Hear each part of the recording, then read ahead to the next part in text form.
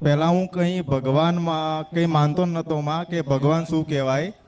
મારી મમ્મી પહેલી વાર તમારી વાત કરી હતી કે આપણે માતાજી છે તું વિડીયો જો એમની માનતા રાખ, કંઈ પણ તારે રાખવી હોય તો પૂરી થઈ જશે. પણ હું મારી મમ્મીને કે વાત માનતો નહોતો, બટ એકવાર રાખી તો માં પૂરી થઈ. તો પહેલી વાર તમારે ત્યાં ચાલતો આવ્યો હતો અહીંયામાં. અને પહેલાં હું માંસ મટન મચ્છી બધું ખાતો હતો માં.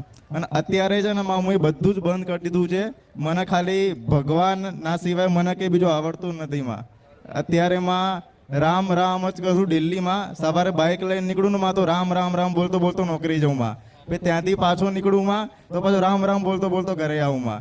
અત્યારે મને કોઈ ફાલતુ કોઈ ગીતો મને ગમતા નથી માં. બસ ખાલી ભગવાનના ભજન સાંભળવા ગમે અને તમારું નામ લેવાનું ગમે માં.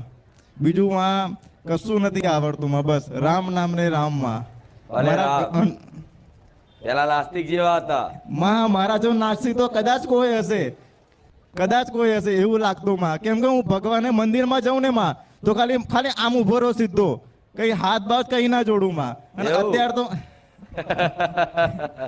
એટીટ્યુડ ઘણો હતો કે ભગવાન કશું ના હોય. પણ માં તમારા ત્યાં આવ્યો ને ત્યારથી તો એવો ભરોસો થઈ ગયો છે કે ભગવાન હજુર છે, માતાજી હોય. અને માં એટલો ભરોસો છે કે મારી જોડે મારી હરસિદ્ધિમાં હાજરા હજુર છે. હું ગમે ત્યાં જાઉં તો મારી માં મારી જોડે છે, એટલો મને ભરોસો છે માં. અને બીજું નાસ્તિક પોતાની જાતને નાસ્તિક માનવા વાળા લોકો ક્યાંક ને ક્યાંક વાતે ખૂબ આસ્તિક હોય છે, પણ એમના જીવનમાં એ પ્રત્યક્ષ પ્રમાણ માંગતા હોય કે મને કંઈક અનુભવ થાય ને તો હું માનું, હું દુનિયા કેમ ના માનું. જ્યારે પોતાના વાસ્તવિક અનુભવ થાય કોઈ શક્તિનો, ત્યારે એક જ પ્રમાણે એના જીવનમાં કાફી હોય છે.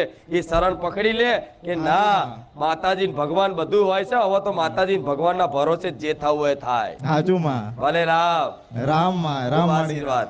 મારું નામ રેખા પરમાર.